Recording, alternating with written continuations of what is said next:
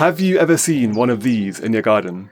This is a common lizard, and although they're not especially rare here in the UK, like so many of our native wildlife species, they are in decline, and as gardeners, we are perfectly positioned to turn that around. I found these lizards in a client's garden living in a log pile. Now, lizards love south-facing log piles because they get loads of sun on the south side, which they can bask in to warm up. The log piles are full of insects that the lizards can feed on, and if predators do try to attack, the lizards can run straight back into the log pile for protection. They can also hibernate deep in the log pile over winter, so log piles really are perfect for lizards. Now, I'm not saying we should all start cutting trees down to make log piles in our garden. Living trees are really important, but if you have some spare wood lying around, don't get rid of it, make a log pile. If you have a tree that you do need to cut down for whatever reason, again, make a log pile. This is how you do it, and bear in mind that all log piles are a bit different. It's really just a pile of logs and you can't mess this up too badly. Okay, when we first moved in, I cut this tree down because 1, it was far too big for our small garden, and 2, it had double flowers, and double flowers don't feed wildlife. We can do better than that. So I cut it down, which took about an hour.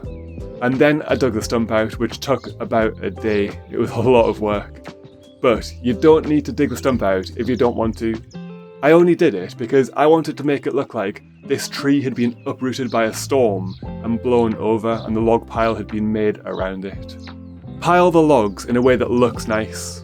I put the biggest ones down first, and the smaller ones on top, and we're almost there.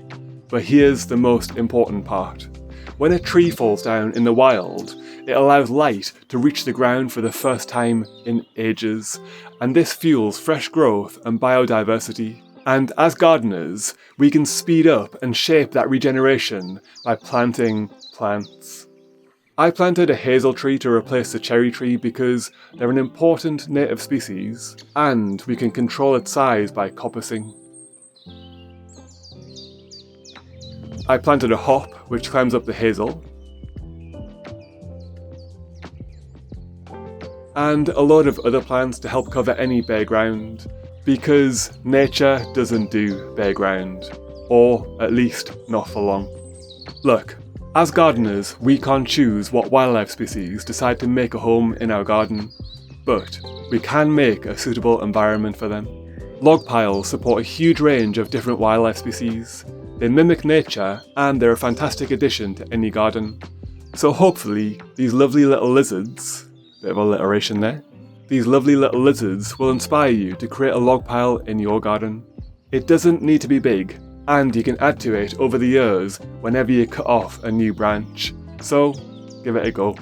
If you've enjoyed this video, there's loads more where this came from, so hit the subscribe button, hit the like button please, maybe leave a comment if you can because that's nice, and I'll see you in the next video.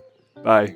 Hit the subscribe button, hit the subscribe button, hit the like button, hit the subscribe button, bye.